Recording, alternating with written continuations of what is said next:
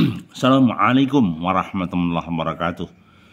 Apa kabar hari ini? Kita masih dalam kondisi sehat walafiat. Masih bersama kami, Sukamto Sastro-Dimedjo, dalam bingkai Sukamto Sastro-Dimedjo Channel. Jangan lupa subscribe, like, dan komen. Kali ini mari kita ajak refleksi yang berkaitan dengan tenaga kerja. Nah, tenaga kerja yang berkaitan dengan UMK atau UMP dan seputarnya. Kenapa sih ada standar upah minimum regional, upah minimum kota? Untuk apa sih? Mari kita bedah. Ketika seseorang bekerja di sebuah perusahaan, di sana diawali dengan kesepakatan atau kesepahaman. Ya, kesepakatan atau kesepahaman. Ya, sepakat dan sepaham. Nah, ada juga yang dituangkan dalam bentuk tertulis, kontrak. Ya, ada tenaga kontrak, ada tenaga tetap, ada tenaga yang lepas. Nah, maka sekali lagi itu yang terjadi fakta di sekitar kita. Bagi tenaga-tenaga kerja di pabrik, ya, tenaga buruh, tenaga kasar, atau apapun staf karyawan, pasti akan diatur sama pemerintah. Nah, pemerintah hadir di sini dalam rangka mengatur sinergi antara bos, pengusaha, dengan karyawan. Ya, sehingga bisa dipastikan bahwa akan ada sinergi yang berkaitan dengan apa? Dengan hubungan kerja antara perusahaan dengan karyawan. Baik, langsung kepada beberapa catatan upah minimum provinsi atau UMK. Tentu dia akan ditentukan tiap tahun.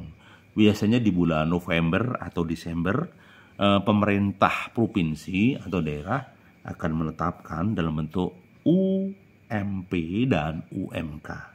Nah, di tahun ini sebenarnya ya akan disampaikan pada tanggal 21 November 2022. Ya.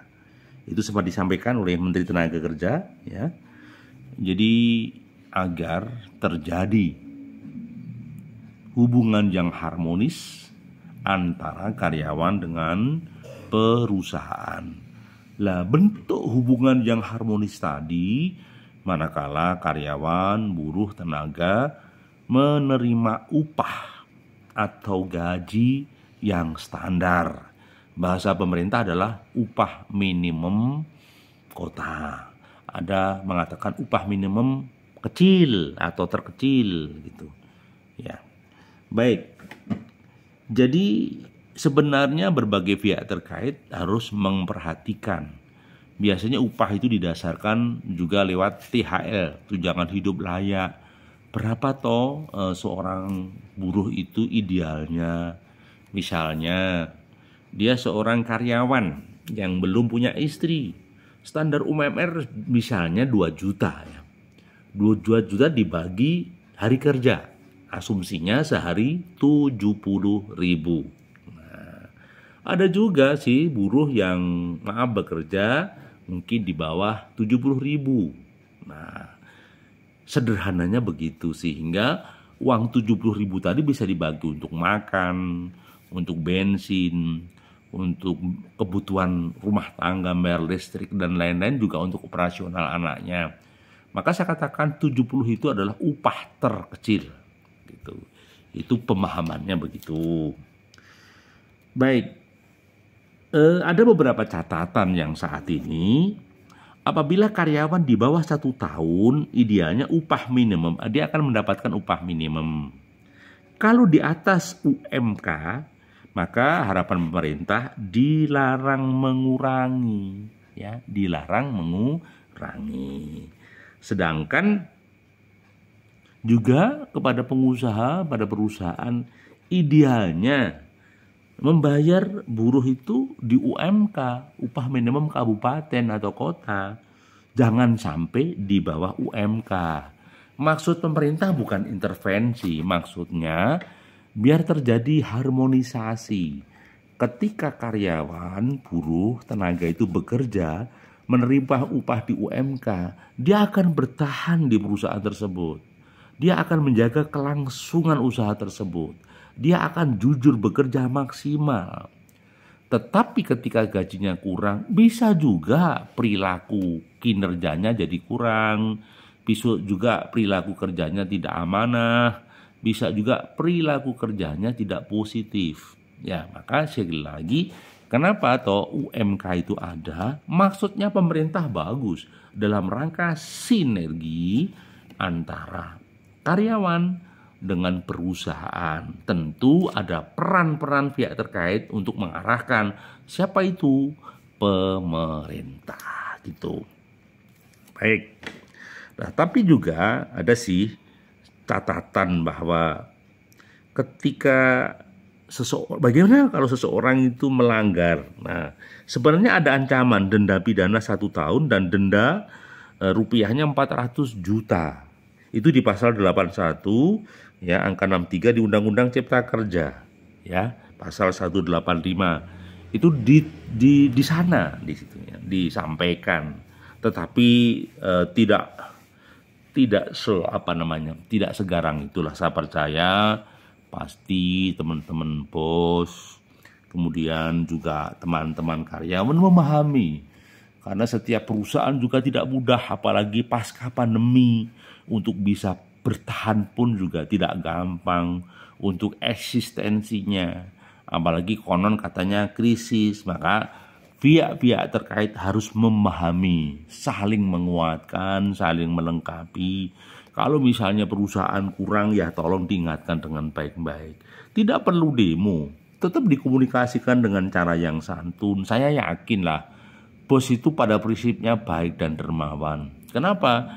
Bos berani membangun usaha, melibatkan karyawan, pasti bos dapat profit. Nah, karyawan itu salah satu variabel ya, faktor produksi. Bahkan kalau dikatakan dia secara ruhiyah dia teman kita, saudara kita yang baru.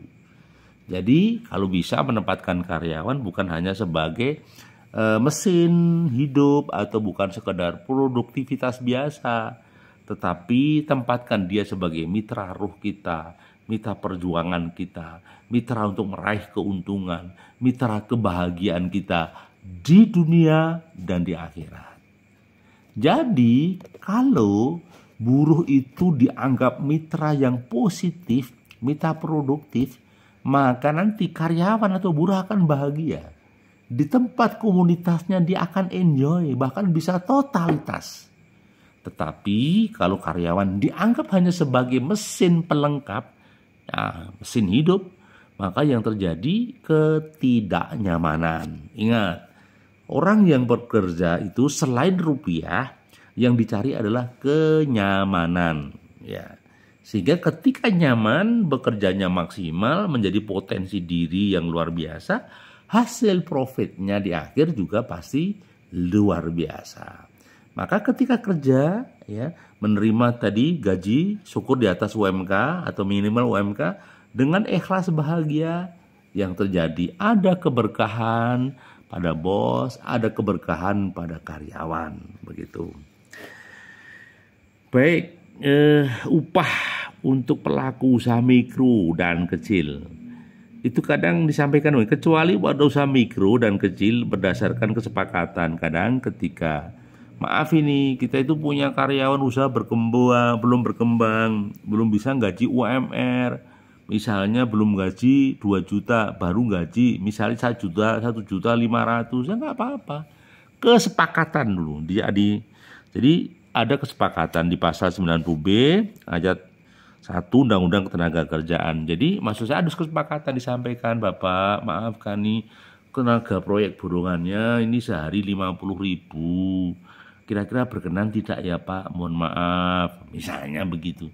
Itu bagaimana seni komunikasi saja sehingga tidak menjadi masalah baru. Jadi satu kesimpulan kami bahwa bekerja itu bukan sekedar tenaga seseorang, fisik sekarang, otak seseorang, kita explore, kita eksploitasi untuk bekerja meraih profit bagi kita. Janganlah. Jadi insan, manusia itu dibedakan dengan mesin. Kalau melibatkan insan itu ada ruh, ada rasa, ada sisi manusiawi. Maka cara-caranya pun harus manusiawi. Bukan cara-cara mekanisasi atau menganggap manusia itu sebagai mesin.